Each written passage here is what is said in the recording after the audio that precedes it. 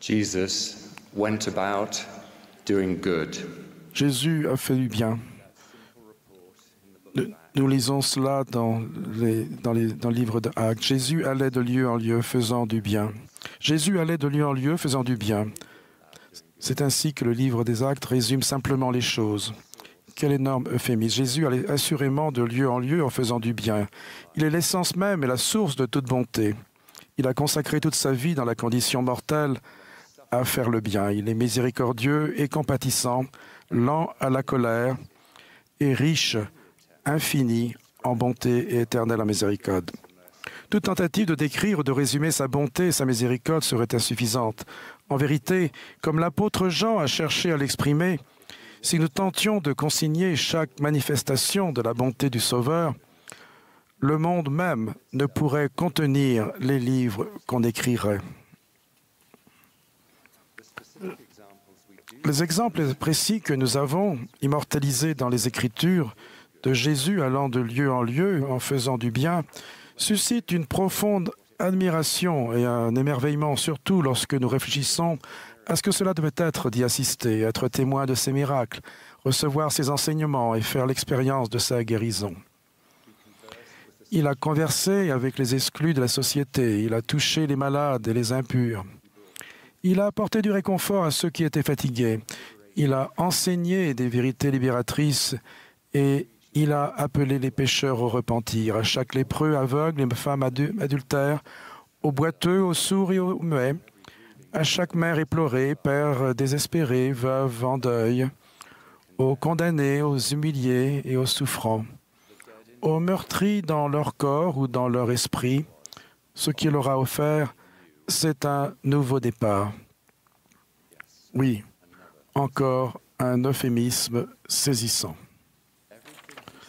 Tout ce qu'il a dit et fait a offert un nouveau départ à chacun de ceux qu'il a guéris, bénis, enseignés et délivrés du péché. Il ne s'est pas détourné d'eux. Il ne se détournera assurément pas de vous. Imaginez maintenant entendre de sa bouche l'une de ces paroles qui donnent la vie. Mon enfant, tes péchés sont pardonnés. Jeune fille, lève-toi, je te le dis. Sois pure. Je ne te condamne pas non plus, va et ne pêche plus. Ma fille, ta foi t'a sauvée, va en paix. Les paroles du Sauveur à ces personnes étaient brèves, mais par elles, il dépeignait de vastes horizons de pardon, de guérison, de rétablissement, de paix et de vie éternelle.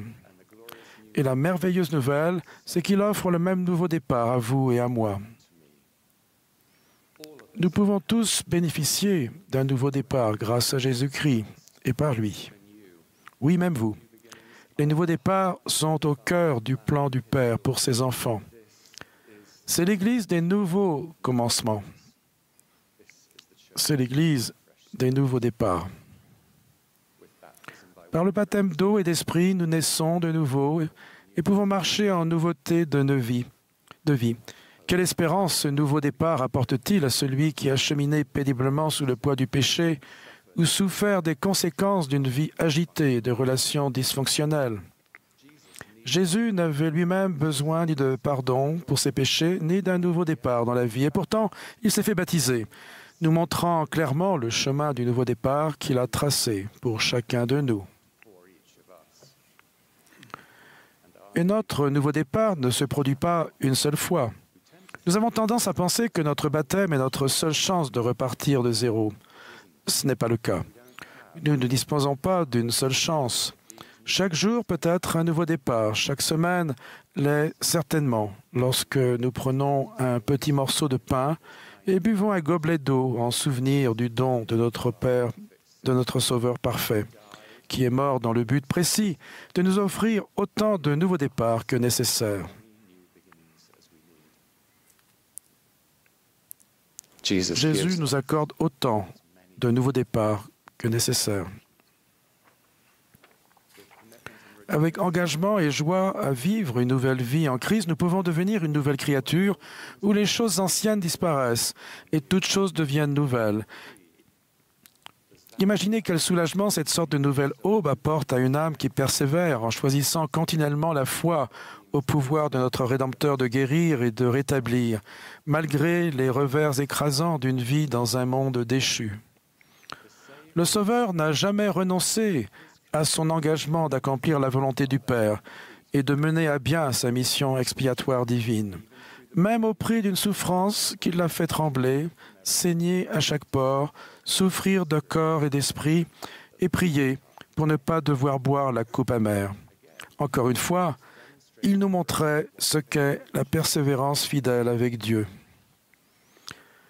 Chaque fois que nous contractons une alliance et que nous nous efforçons de la respecter, nous pouvons recevoir un cœur nouveau et une mesure plus abondante d'un esprit nouveau. Peu à peu, en invitant davantage sa bonté dans notre cœur et en faisant taire les voix décourageantes dans notre tête, nous devenons son peuple parce que nous faisons véritablement de lui notre Dieu. Jésus désire ardemment être notre roi, notre berger et notre prince de la paix. Et c'est à nous de choisir de le reconnaître ainsi dans notre cœur et notre esprit. Le repentir ouvre la porte à nos nouveaux départs, nos nouveaux commencements et nos secondes chances. Les enseignements de Russell M. Nelson ont dissipé les malentendus concernant le don divin du repentir, et je crois que nous commençons enfin à en comprendre la portée.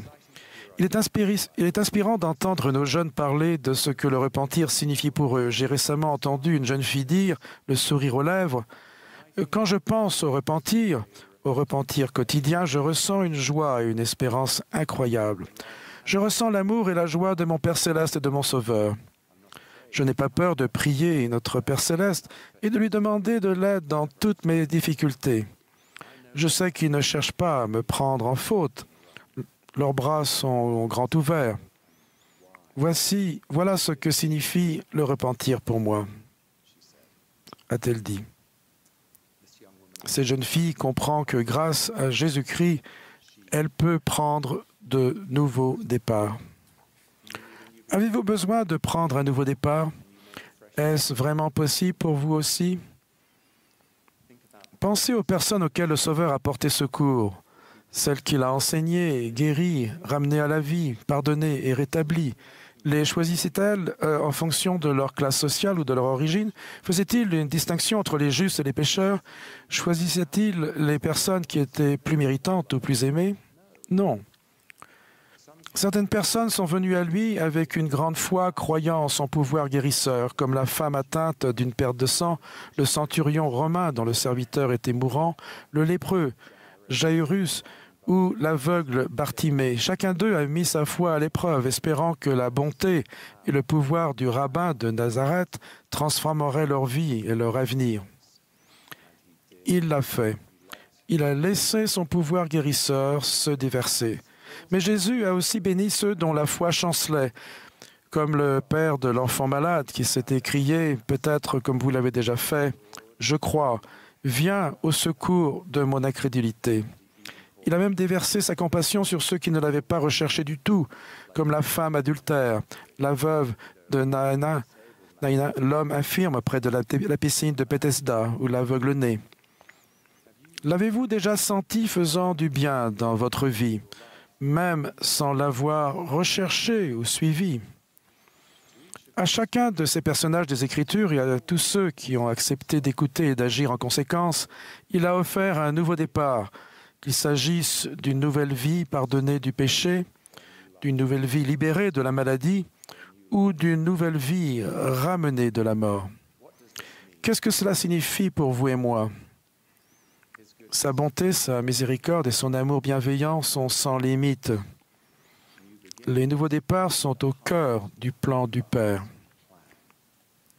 Les nouveaux commencements sont la mission du Fils. Les aubes nouvelles, les nouveaux chapitres et les nouvelles chances sont l'essence même de la bonne nouvelle de l'Évangile.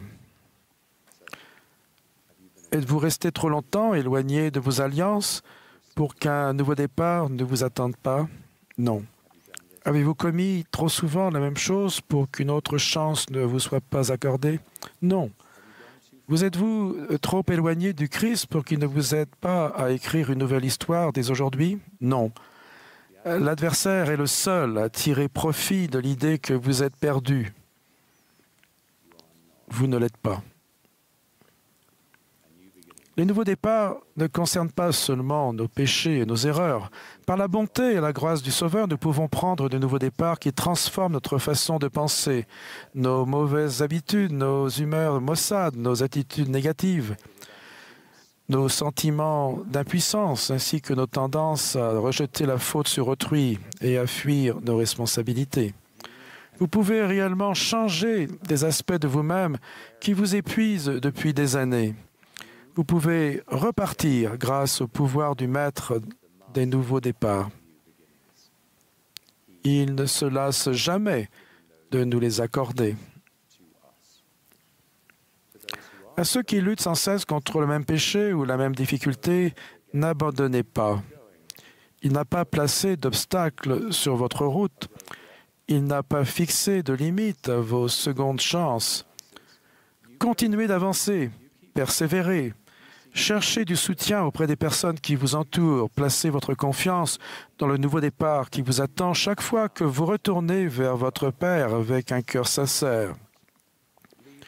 Laissez les péchés délibérés, les rechutes répétées à la légère et la rébellion orgueilleuse derrière vous, où ils doivent rester. Vous n'êtes pas condamné à rester la personne que vous étiez.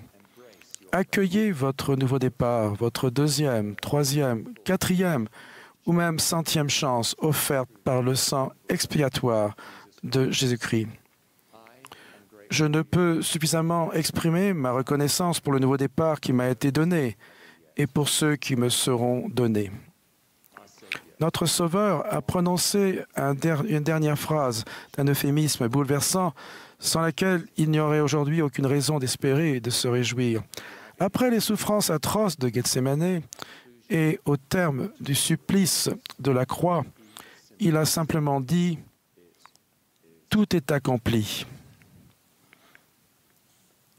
La prophétie messianique s'était accomplie et la dette pour les péchés et les souffrances de l'humanité avait été entièrement payée. Il a déclaré que son sacrifice infini et éternel était accompli. Pourtant, son expiation ne s'est pleinement achevée qu'au troisième jour, lorsqu'il a lui-même connu une vie nouvelle. Ce nouveau départ, en tant qu'être glorifié et ressuscité par le pouvoir du Père. Parce qu'il a toujours fait ce qui était agréable à son Père et parce qu'il a souffert la volonté du Père en tout, vous et moi pouvons prendre de nouveaux départs. Prenez dès aujourd'hui, dès maintenant, votre nouveau départ. Jésus-Christ est l'auteur et le consommateur de notre foi, écrivant avec nous d'innombrables nouveaux chapitres. Il est le commencement et la fin de notre honte et de nos souffrances, et le commencement d'une nouvelle vie en lui, nous permettant de laisser le passé derrière nous et de recommencer par une aube nouvelle, autant de fois que nécessaire.